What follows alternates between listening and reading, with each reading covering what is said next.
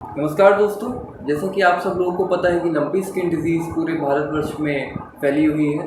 उसी के चलते आज हम डॉक्टर शैलेंद्र वशिष्ठ जी से मिलने आए हैं और वो हमें इस बीमारी के लक्षण बताएंगे और ये बीमारी कहाँ से शुरू हुई, कैसे फैल रही है और इसका उपचार, उनके बारे में हम डॉक्टर साहब से जानेंगे। डॉक्टर साहब, बहुत बहुत आपका धन्यवाद। सर, ये लंपी स्किन डिजीज़ है क्या?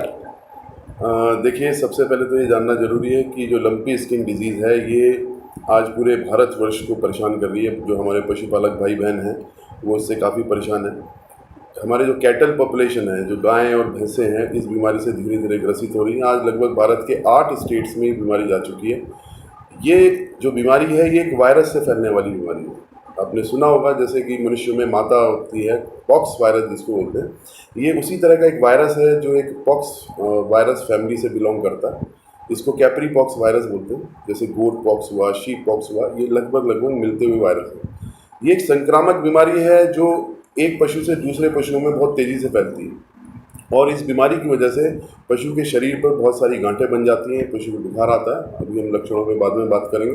तो इस तरह से जो है ये पशु को प्रॉब्लम में लेके आती है। उसके अलावा पशु का जो दूध है वो गिर जाता है और पशुपालक को बहुत सारा नुकसान इलाज के माध्यम से और दूध कम होने के माध्यम से उसको जो है बहुत सारा नुकसान होता है। निश्चित रूप से इस बीमारी पे बात करने की ज़रूरत थी। मैं आपका धन्यवाद करूँगा कि आज हम इस बारे में चर्चा कर रहे हैं। ये एक ट्रांस बाउंड्री डिजीज़ भी है। ट्रांस बाउंड्री डिजीज़ मतलब कि ये अगर किसी एक देश में फैली हुई है तो इस बीमारी को दूसरे देश में जाने में टाइम नहीं लगता। इस पर भी बात करेंगे कि किस तरीके से बीमारी आती है। ये एक नोटिफाइबल डिजीज़ है, OIE, जो WHO का एक ऑर्गेनाइजेशन है जो एनिमल हेल्थ के लिए बना हुआ है। तो OIE ने जो है इसको नोटिफाइबल डिजीज़ के रूप में रखा है। ये नोटिफाइबल डिजीज़ वो डिजीज़ होती हैं जब ये बीमारी फैलती हैं तो जो पशुपालन जो डिपार्टमेंट होता है, डिपार्टमेंट ऑफ एनिमल हस्बेंड्री होता है, उसको नोटिफाई करना होता है, बताना होता है गवर्नमेंट को कि ये बीमारी उनके क्षेत्र में आ चुकी है। जी सर, इस बीमारी के लक्षण क्या होते हैं? देखिए, जैसे ही ये बीमारी पशु के शरीर में आती है, जैसे भी वायरस का इन्फेक्शन होता है, तो जैसे ही वायरस का इन्फेक्शन होगा तो लगभग 3 से 4 दिन बाद आप देखेंगे कि पशु के शरीर पर हल्की हल्की गांठें, बहुत बारीक से दाने जो हैं वो शरीर पर आपको दिखाई देंगे। शुरू में इसका साइज छोटा होता है। धीरे धीरे जैसे जैसे समय बढ़ता है, 4 दिन के बाद धीरे धीरे गांठें बढ़ती चली जाती हैं और इतना साइज़ बढ़ जाता है कि लगभग 2 से 5 सेंटीमीटर तक का साइज़ एक गांठ का हो सकता है।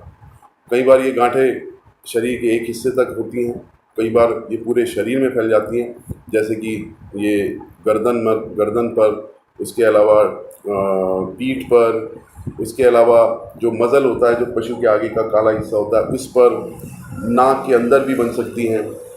इसके अलावा जो पैर है, टेल है, ये कहीं भी किसी भी जगह पर जो है ये गांठें बन जाती हैं और धीरे धीरे गांठें क्या होती हैं, बढ़ती चली जाती हैं। पशु को बुखार आता है, तेज़ बुखार आता है, पशु का दूध जो है वो गिर जाता है। धीरे धीरे पशु के नाक से जो है पानी बहना शुरू कर देता है, आँख से पानी बहना शुरू कर देता है और जो वायरिनिया है वो धीरे धीरे और बढ़ता चला जाता है। इसके अलावा पशु के पैरों में अगर गांठें पड़ी हुई हैं तो वहाँ पे इन्फ्लेमेशन हो जाता है, सूजन आ जाती है, वहाँ पर पानी इकट्ठा हो जाता है। ये सब होने के बाद पशु को जो है महसूस होता है कि उससे खड़ा नहीं हुआ जा रहा है, उसको खड़े और बैठने में काफ़ी दिक्कतें आती हैं, लंगड़ा के चलता है और धीरे धीरे धीरे पशु अगर इससे ज़्यादा ग्रसित हो जाए तो हो सकता है कि पशु की मृत्यु भी हो जाए। ये जो गांठें होती हैं एक समय के बाद ये फट जाती हैं, फूट जाती हैं और इनमें से जो है एक पस जैसा स्राव जो है वो निकलता है और जब पस जैसा स्राव निकलता है तो ये घाव बन जाता है और इस घाव में और सेकेंडरी बैक्टीरियल इन्फेक्शन होने के चांसेस बढ़ जाते हैं। सेकेंडरी बैक्टीरियल इन्फेक्शन मतलब कि जो दूसरे बैक्टीरिया हैं वो भी यहाँ पर इकट्ठा होना शुरू हो जाते हैं और वो शरीर को नुकसान पहुँचाने की कोशिश करते हैं। कई बार इस बीमारी से ग्रसित पशु को मेस्टाइटिस, थनैला भी हो जाता है।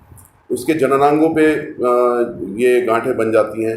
उसकी आंतों में खास तौर से जो रेक्टम है और जो पशु का एबोमेजम है उसमें भी गांठें बन जाती हैं। वो अल्सरेशन उसमें हो जाता है, पशु को दस्त भी लग सकता है। जो पशु का लंग होता है, फेफड़े होते हैं, फेफड़ों में गांठें बन जाती हैं। जो ट्रैकिया है, सांस की नली है, उसमें गांठें बन जाती हैं। लंग्स में पानी इकट्ठा हो जाता है पशु को सांस लेने में दिक्कत होती है और निमोनिया जैसे लक्षण वो डेवलप होने लगते हैं और पशु की मृत्यु भी हो सकती है। तो इस प्रकार से कई तरीके से ये बीमारी पशु को परेशान करती है। सर, ये जो आपने बताया कि पशुओं में कैसे क्या क्या परेशानी कर रही है, तो अब हम जानना चाहेंगे बीमारी आई कहाँ से है? देखिए, बीमारी निश्चित रूप से कहीं ना कहीं से आती ही है। सबसे पहले अगर हम दुनिया की बात करें, 1929 में जाम्बिया देश के अंदर ये बीमारी आई थी, पहली बार डिटेक्ट हुई थी। उसके बाद ये बीमारी धीरे धीरे जो रशियन कंट्रीज़ हैं, रशिया का जो एरिया है, रूस है, उसके अलावा जो अजरबैजान है, अर्मानिया है, अल्बेनिया है, उस तरह के जो कंट्री आसपास के हैं वहाँ पर ये बीमारी फैली। फिर ये फैलते फैलते सऊदी अरबिया है, इराक है, ईरान है, वहाँ पर ये बीमारी आई। लोग फिर धीरे धीरे बुल्गारिया, ग्रीस, इस तरह के देशों में फैलनी शुरू हुई और करते करते आज ये बीमारी वो हमारे एशिया और हमारे भारतवर्ष में भी आ गई है। जो पहला केस देखने को मिला था हमारे यहाँ, वो 2019 में उड़ीसा में देखने को मिला। वेस्ट बंगाल में बीमारी आई, धीरे धीरे ये बीमारी 8 प्रदेशों में फैलती चली गई और आज लगभग सब जो स्टेट्स हैं जो इस बीमारी से अफेक्टेड है वहाँ पर ये बीमारी काफ़ी ज़्यादा फैल चुकी है। धीरे धीरे सरकार का प्रयास है कि इस पर जो है कंट्रोल किया जाए। तो सर, इसमें कितने % चांस होते हैं कि पशु संक्रमित हो, और जो पशु संक्रमित हो उसके कितने % चांस होते हैं कि वो शायद मर भी जाए? देखिए, जो इसमें संक्रमण होने की दर है जिसको हम मॉर्बिडिटी बोलते हैं, तो मॉर्बिडिटी जो है वो लगभग ये मान के चलिए कि 1% से लेके लगभग 40% तक जो है इसमें मॉर्बिडिटी होती है, 40 से 45% तक। आमतौर पर जो मॉर्बिडिटी है वो इस पूरे रेंज के अंदर होती है, कहीं 10% है, कहीं 15% है, बहुत सारे फैक्टर्स हैं जिसमें मॉर्बिडिटी डिपेंड करती है। कई बार ये 100% भी हो सकती है। और रही बात जितने पशु इससे अफेक्ट होते हैं और उनमें से कितने पशु मरते हैं, तो इसकी जो एवरेज मॉर्टेलिटी रेट है वो 10% का है, ये कभी कभी बढ़ के 40% तक भी चला जाता है। सर, जो आपने ये परसेंटेज बताया, तो इसके किन बातों पर ये निर्भर होता है, कारण क्या होता है? देखिए, जो पशु में जो मृत्यु दर है या मॉर्बिडिटी है वो बहुत सारे कारकों पर निर्भर करती है। सबसे पहला कारक तो ये है कि जहाँ पर पशु रखे जाते हैं, जो पशु की डेंसिटी है वो कितनी ज़्यादा है, एक स्थान पे कितने पशु हैं। उसके अलावा जो वेक्टर पॉपुलेशन है जिसकी वजह से ये बीमारी एक्चुअली मक्खी, मच्छर और टिक जो खून चूसने वाले आर्थ्रोपोड्स होते हैं उनके काटने से होती है। तो आपके आसपास के एरिया में मक्खी मच्छर का प्रकोप कितना है उस पर निर्भर करता है।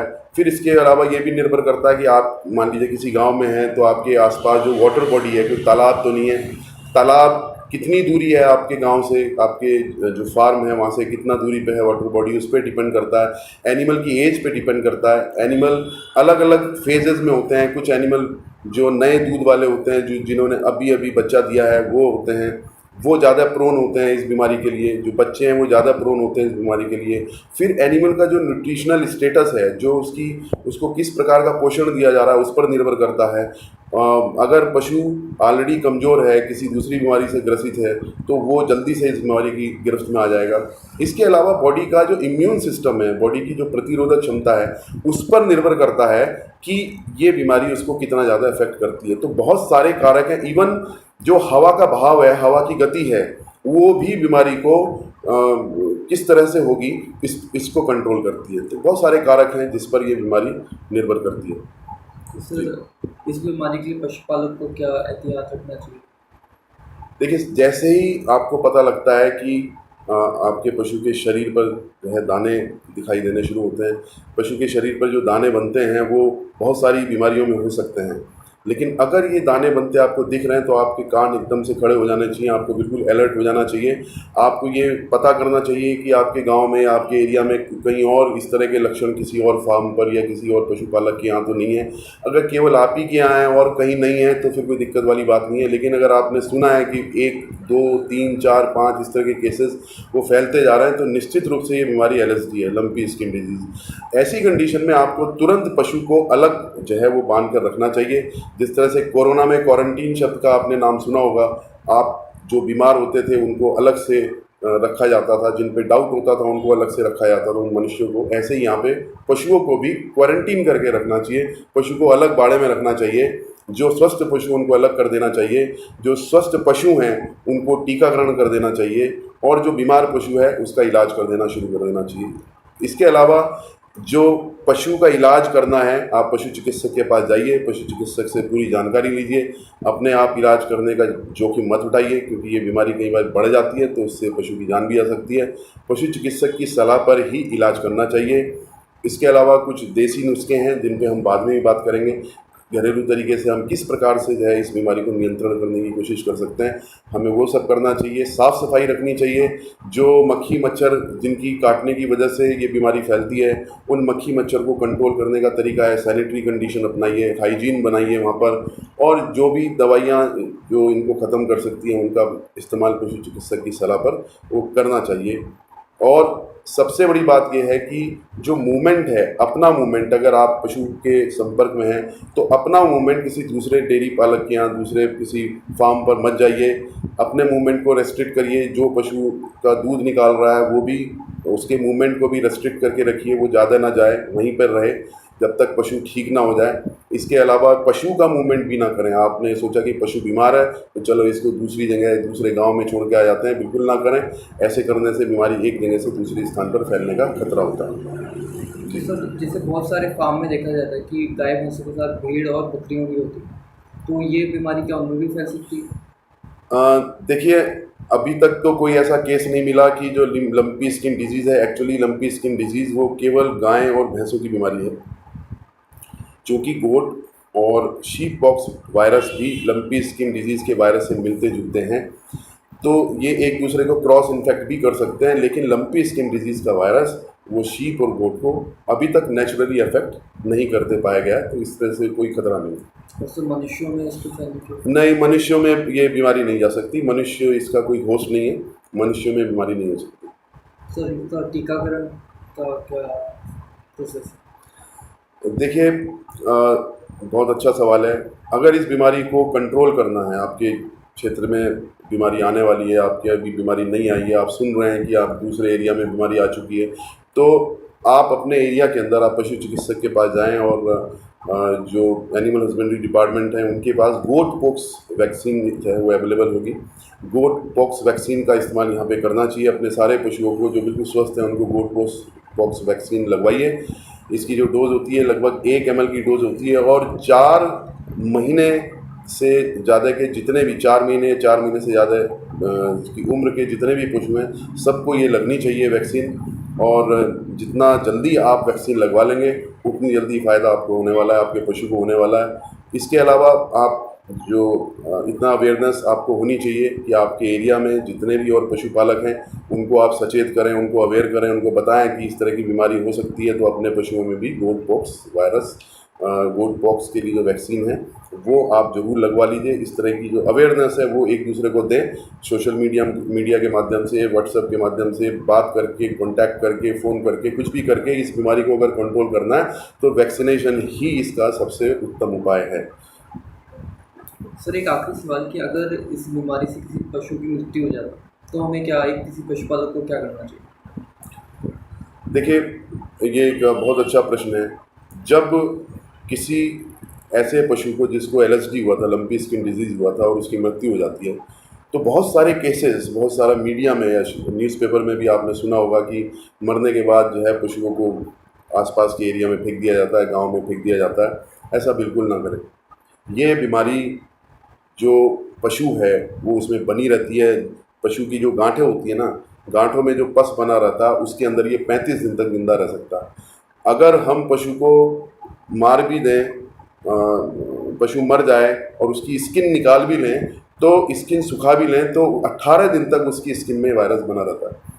तो आप समझ सकते हो कि ऐसा करना कितना घातक हो सकता है। हम मौका दे रहे हैं कि उस मृत पशु से भी अगर उसके ऊपर मक्खी मच्छर बैठेंगे वो उसको काटेंगे, और वहाँ से वो मक्खी मच्छर इन्फेक्शन लेके आएंगे, और निश्चित रूप से किसी स्वस्थ पशु को अगर वो काटेंगे तो ये बीमारी दूसरे पशुओं को भी लग सकती है। तो इसका सबसे अच्छा उपाय ये है कि आपको अगर लगता है कि पशु की मृत्यु हो गई है तो आप उसको डीप बरियल करिए, गड्ढा बनाकर, गहरा गड्ढा बनाकर उसमें डाल दीजिए और उसको मिट्टी से दबा दीजिए, ताकि ये बीमारी दूसरे पशु को इफेक्ट ना कर पाए। ये आपकी नैतिक जिम्मेदारी है।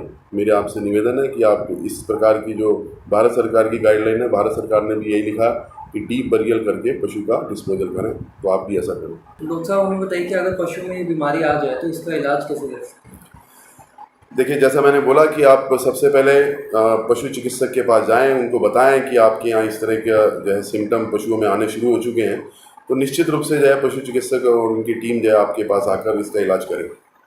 शुरुआती इलाज के लिए अगर हो सकता है कि आपके आसपास के एरिया में पशु चिकित्सक की उपलब्धता ना हो, है तो दूर है, तो आप जो है कुछ घरेलू उपाय भी इसमें कर सकते हैं। तो एक तरीका है कि जैसे 10 पत्ती आपने बीटल लीव्स ले ली, बीटल लीव जो सुपारी होता है, सुपारी की जो पत्तियाँ होती हैं उनकी लीव्स ले लीजिए, पत्तियाँ ले लीजिए 10, और उसको 10 ग्राम नमक और 10 ग्राम काली मिर्च इसमें आप जो है मिक्स कर लीजिए आपस में, और उसके बाद उसको गुड़ के साथ ये डोज़ बना लीजिए। ये एक डोज़ बताई है मैंने। तो आप क्या करेंगे, पहले दिन अगर आपको लगता है कि आपके पशु में बीमारी आ चुकी है, तो पहले दिन आप हर 3-3 घंटे पे एक डोज़ देंगे।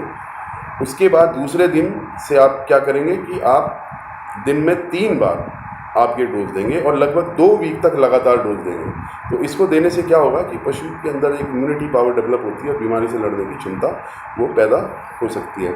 तो इस प्रकार से आप जो है इलाज कर सकते हैं घर में। दूसरा तरीका ये है कि जो गांठें बन जाती हैं, फट जाती हैं, घाव बन जाते हैं, तो उसके बचने के लिए क्या इलाज हो सकता है? तो उसके लिए जो है एक इंडियन कॉपर लीफ आती है, आप 1 मुट्ठी वो ले लें। इसके अलावा 1 मुट्ठी मेहंदी की पत्तियां ले लें, 1 मुट्ठी आप नीम की पत्तियां ले लीजिए, 20 से 25 ग्राम आप जो है हल्दी ले लीजिए, और 500 ml आप लगभग कोकोनट जो ऑयल होता है, कोकोनट ऑयल, नारियल का तेल, आप वो ले लीजिए। इन सबको आप एक देंगे और 2 इसमें गांठें आप उसकी डाल सकते हैं, लहसुन की डाल सकते हैं। इन सबको मिक्स करिए। मिक्स करने के बाद इसको बॉयल कीजिए। बॉयल करने के बाद इसको ठंडा कीजिए।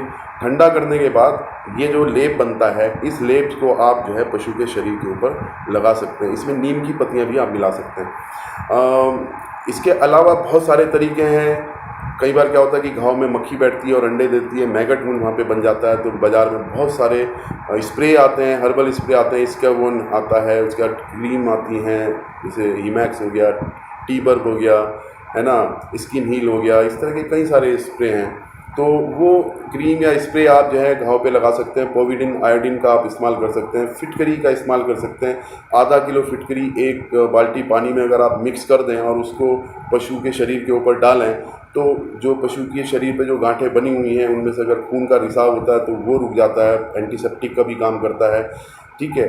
इसके अलावा जो एलोपैथिक ट्रीटमेंट है, एलोपैथिक ट्रीटमेंट तो आपके डॉक्टर ही आकर देंगे। उसमें बुखार की दवाई इम्पोर्टेंट है, पेन की दवाई इम्पोर्टेंट है, एंटी इन्फ्लामेटरी ड्रग जो है वो इम्पोर्टेंट होती है, मल्टीविटामिन इम्पोर्टेंट है, लीवर टॉनिक इम्पोर्टेंट है। ये सारी की सारी चीज़ें, विटामिन सी का इंजेक्शन दे सकते हैं। ये सारी चीज़ें इम्पोर्टेंट है। बॉडी की इम्यूनिटी बढ़ाने के लिए जो भी भरसक उपाय हो सकते हैं वो सब इलाज के दौरान किए जा सकते हैं। अगर मैस्टाइटिस डेवलप हो गई है, सनेला डेवलप हो गया है, तो आप समझ लीजिए कि उसमें सेकेंडरी बैक्टीरियल इन्फेक्शन भी हो गया है, तो उसको रोकने के लिए आपको एंटीबायोटिक भी देना पड़ेगा। डायरिया है तो डायरिया की दवाई देनी पड़ेगी। और तेज़ बुखार अगर बढ़ता जा रहा है तो आपको फिर सेकेंडरी बैक्टीरियल इन्फेक्शन को रोकने के लिए एंटीबायोटिक का इस्तेमाल करना पड़ेगा। ये सारी की सारी चीज़ें आप पशु चिकित्सक की सलाह पर ही करें, ठीक है। इस प्रकार जो है इसका इलाज वो किया जा सकता है। मैं समझता हूँ कि मेरे द्वारा बताई गई जानकारी आपके लिए काफ़ी कारगर होगी। मैंने कोशिश की है कि आपके छोटे छोटे सवाल जो पशुपालक भाई बार बार फ़ोन करके मुझसे पूछते हैं, मैंने उन सारे सवालों का समावेश करके आज आपके सामने एक छोटा सा वीडियो आपके सामने प्रस्तुत किया है। मैं समझता हूँ कि जानकारी आपके लिए काफ़ी लाभकर होगी, और आपको किसी भी प्रकार की कोई समस्या है तो आप मुझसे बात कर सकते हैं, कभी भी बात कर सकते हैं। हम आपके लिए सेवा में तत्पर रहेंगे। धन्यवाद। जय हिंद, जय भारत।